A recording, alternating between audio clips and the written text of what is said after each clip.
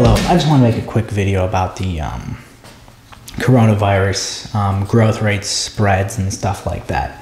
So ND is equal to the number of cases on a given day. E is equal to the average number of people someone infected is exposed to each day. P is equal to the probability of each exposure becoming an infected or infected. So that's one of the equations for them. There's a few other ways you can write the equation. The main thing you're looking at is the growth factor. Growth factor can be equal to the change in number of cases on a given day divided by the change or the number of cases on a given day minus 1. Growth factor we're going to be looking at is number of new cases one day divided by number of new cases the previous day. So I did the, I went online, looked at the calculations or how many people were infected with the coronavirus from March 12th through March 16th. And again, these numbers are probably aren't 100% accurate. There's probably a lot of people who did not take the test, who have it. There's probably a false positive probability in there as well at play. I did a video on that, false positives with Bayes' theorem. Then I took those numbers throughout that. I did the change in the numbers. So you're going to take the change in the numbers. So you're going to take number of new cases one day divided by number of new cases the previous day. So we're going to take the change here. So 696 divided by 550 gives us that growth rate. The next one, growth rate, comes to 1.0589. I just round these up when I do the calculations. That's the other growth rate. So for better understanding or better mathematics behind it, I added these all together, then I divided by 3. Why did I do that? You add these together, then you divide by 3 because that's how many are in there. That gives a growth factor of 1.2193. I round that up, and we look for the future. So you have 30 days out. With that, I just round up. So you take 1.22 to the power of 30 days out you're looking at, times the number of people infected, because the number of people infected now will spread it to others, and then you'll take that growth factor and it just continues on from there. So that will come out to 398.7. I just round that up to 390 times how many people are infected on March 16th.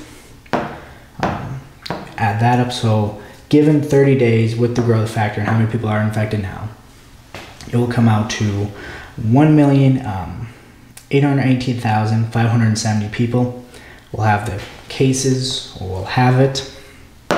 Then if you do these numbers again, we go 30 days out, you go way past the human population. Now, of course, that's not going to happen. It's going to slow down. That's saying if it is a constant, but it will change. This is a logistic curve.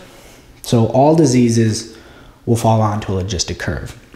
You can never go exponential because there's only so many people that can be infected. It's over 7.6 billion people. I believe it was the SARS outbreak of 2002. There were 8,096 cases, I believe. So that's very low. It broke off pretty early. Then you have the Spanish flu of 1918, which was about a little over 500 million people, I think, got the disease. So it breaks off up there. The inflection point will be when this hits 1. So once it hits 1, you'll start noticing it breaking off. Big question is, like, when is it going to break off? These are just the rough numbers. I believe I've been seeing a lot of 2% death rate. I know I did some previous calculations somewhere.